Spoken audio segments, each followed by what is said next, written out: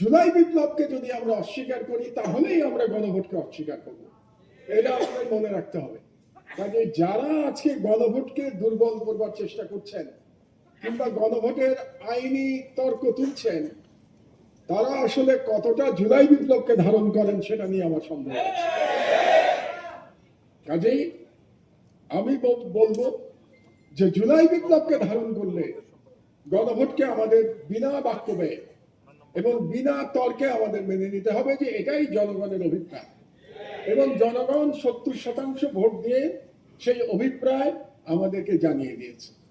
এবং যারা বিপ্লব করেছে আমাদের তরুণেরা, অনেকের ছবি আছে এখানে, অনেকের নাম আছে, মুগ্ধর ছবি দেখছি, আবু সাইদের নাম দেখছি, যারা শহীদ হয়েছে, জীবন দিয়ে গেছে, জীবন দিয়ে বিপ্লব করেছে, তাদের কিন্তু একটা দাবি ছিল যে রাষ্ট্র মেরামত করতে হবে, এটা যেন আমরা ভুলে না যাই। এবং রাষ্ট্র মেরামত যদি করতে হয় তাহলে অবশ্যই আমাদেরকে সংস্কার করতে হবে। সেই সংস্কার সরকার পরিচালনায় করতে হবে, সেই সংস্কার সাংবিধানিকভাবেও আমাদের সেই সংস্কার করতে হবে। কাজে সেই সংস্কার নিয়ে আমরা কোনো তর্ক তুলতে পারব না। এবং আমাদের যে উপরে যে ফ্যাসিবাদ 16 বছর আমাদের ঘাড়ে চেপে বসেছিল, সেই ফ্যাসিবাদের দুটো চরিত্র ছিল।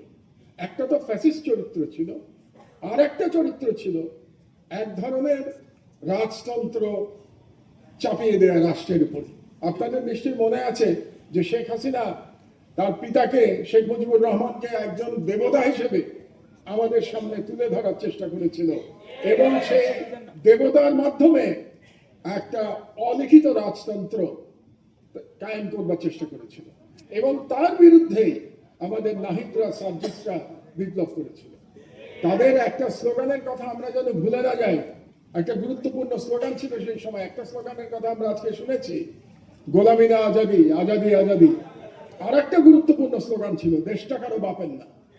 তো দেশটা কারো বাপের না বলার অর্থই হচ্ছে যে এই দেশের মালিক জনগণ, এবং জনগণের ইচ্ছাতেই এই দেশ পরিচালিত হবে।